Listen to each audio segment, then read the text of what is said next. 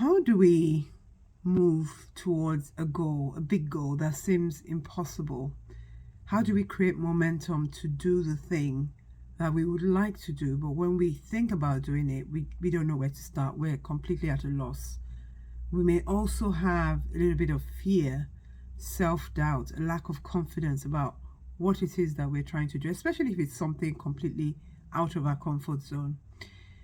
The thing about it is that most of us stop ourselves with thoughts of what could go wrong, with fear of failure or fear of getting it wrong, with the inner critic and thoughts of, you're not good enough, you can't do this, with a lack of self-confidence.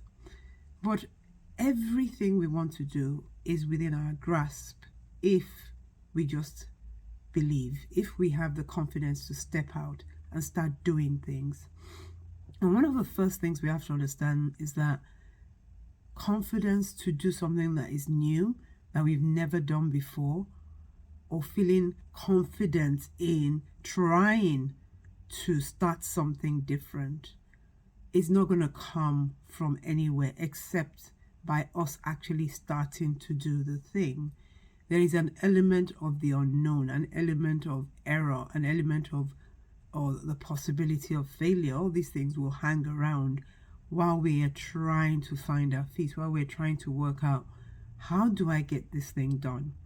But I wanted to give you some practical steps, because when we talk about hitting our goals or doing what seems impossible, something that we've set our mind on for so long, a lot of the time we hear people talking about taking little steps, baby steps, and that's very true. Because if we look at the big picture, we become overwhelmed.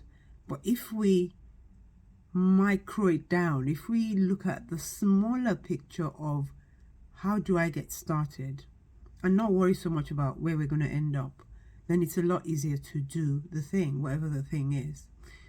So practically, this is what you need to be doing.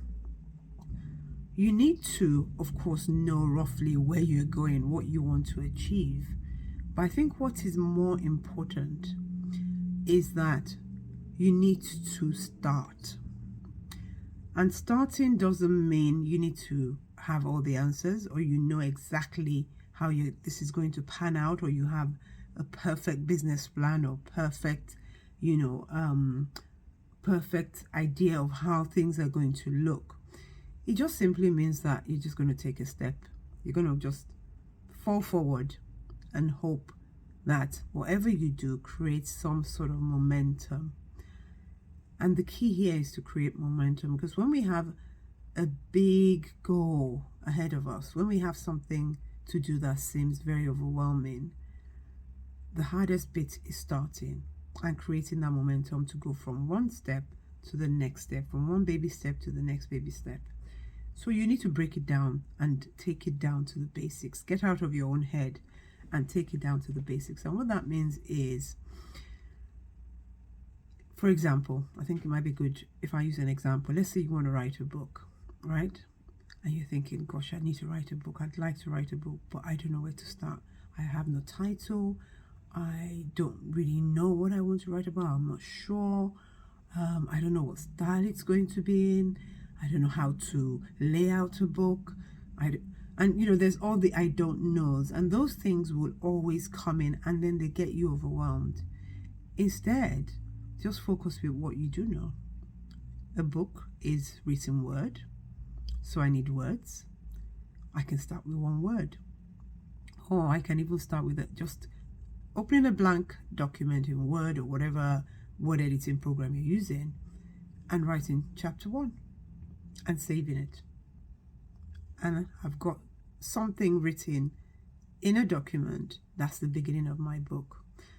The next day, the next baby step could be, I'm going to open that up and sit with it for a while and think about the things I might want to write about.